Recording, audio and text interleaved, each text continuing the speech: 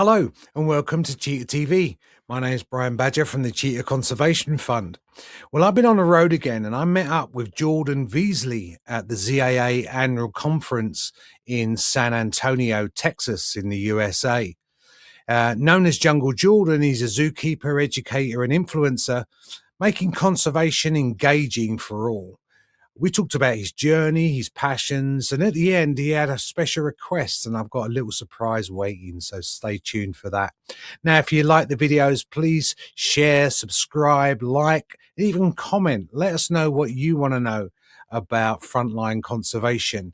You can follow us on all the social media platforms, and the handle is at CCF Cheetah. And as always, for more information on the Cheetah Conservation Fund and all holistic conservation that we're involved with, both in Namibia and Somaliland, and indeed around the world, then you can visit our website at cheetah.org. So let's venture over to San Antonio in Texas and catch up with Jungle Jordan. Okay, so Jordan, it's great to catch up with you. And you're a zoo advocate. I see you travel around zoos and wildlife parks and stuff like that. What drives you? What's the passion behind that? The biggest passion is getting people to understand wildlife and basically assist wildlife. I want people to be able to enjoy nature and become one with nature, to realize that we are a part of all these ecosystems and we have to help it thrive. Yeah. And I just want people to realize the work that we're doing in conservation and to have them help us out a little bit. Yeah. So, I mean, I've been around animals for a long time, and things always surprise me, or every day's a school day. Can you think of anything that's really surprised you, where you think that you've known about, or you thought that you've known about an animal, but then when you actually come face to face with the keepers or the things, what's... That's interesting, because I've gone to a lot of zoos. I've interviewed a lot of zookeepers. I've met a lot of animals, and the amount of time that I spent with a giraffe, right? I used to work with giraffes as a keeper. I had my own ideas and thoughts about giraffes, and you can kind of take this like base knowledge to each one, but the individuality between the species is so vast. And to learn how different one individual giraffe is to the ones that I worked with, it's so special. Yeah, it's that has thrown me off quite a bit. Yeah. You come to expect certain behaviors, but not every giraffe is exactly the same. It's not a copy and paste. No. And that almost brings to the forefront the value of zookeepers, because they're the only ones really that can establish what's normal to a particular individual. Yes. So the assistance that they have with the veterinary teams, for instance, is priceless. Because it's just amazing. So with the animals, is there any still on your bucket list that you want to get closer to? Oh goodness, some of the animals that I've met, a lot of animals. Probably not as many as you.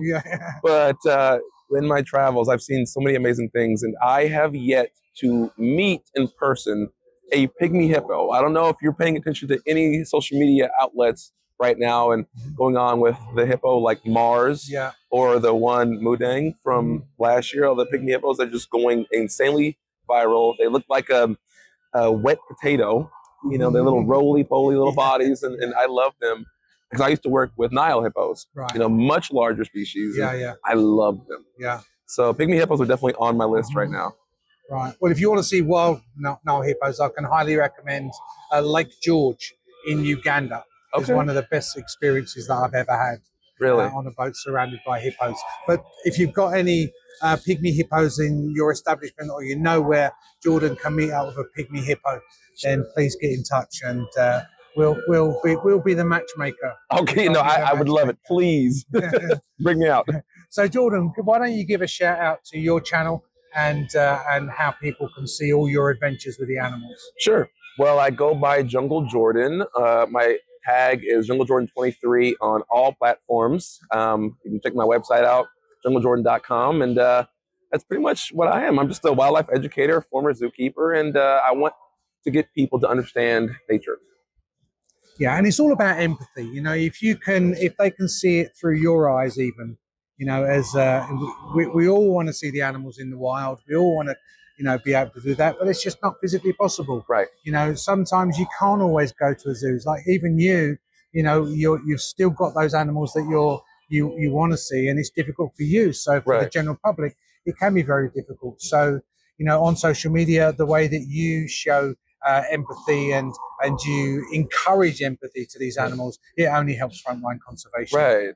I feel like, you know, just to agree with you, when people get to experience for themselves an animal in person, it creates a whole other level of that empathy. You know, even if you see it on a screen, but when you come and see them, smell them, feel their breath, that just creates, wow.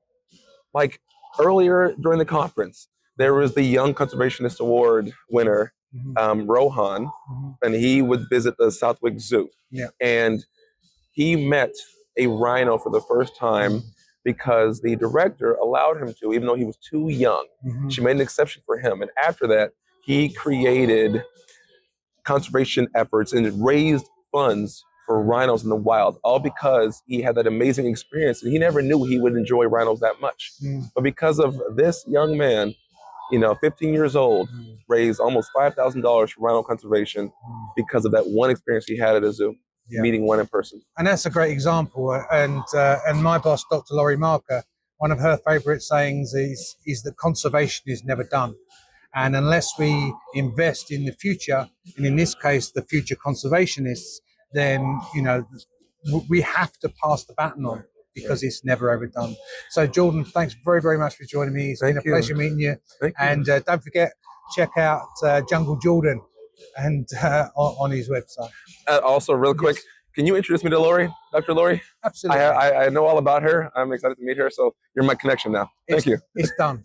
Awesome. Thank you so much. Cool. Huge thanks to Jordan for catching up with us. And right at the end, you heard us chatting, and Jordan mentioned the dream connection with Dr. Laurie Marker.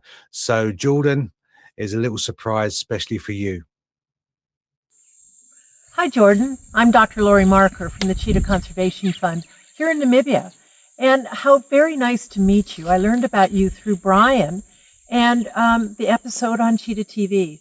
And I just wanted you to know how important it is for people like you to be able to spread the word like you do. And thank you so much for letting people know how important it is to take care of wildlife and care for them. I hope I get to meet you sometime. Maybe you can visit us over here in Namibia and meet cheetahs and learn about what we're doing to try to help save the cheetah for future generations. Thank you so much for what you do. Lovely to meet you. Well, how's that for a surprise for you, Jordan? And I hope you enjoyed it too. Well, now if you've loved hearing from Jordan, then you can always catch up with his social media, and that's at Jungle Jordan 23. And don't forget to follow us on all the social media platforms, and you can find us at CCF Cheetah. And all information about Cheetah TV and holistic conservation, the mission of the Cheetah Conservation Fund, and loads of free resources that are available to you. You can find all that at our website, which is at cheetah.org. So thanks very much for watching, and hope you enjoyed the interview. And until the next time on Cheetah TV, from me, Brian Badger, I'll see you very soon. Thank you.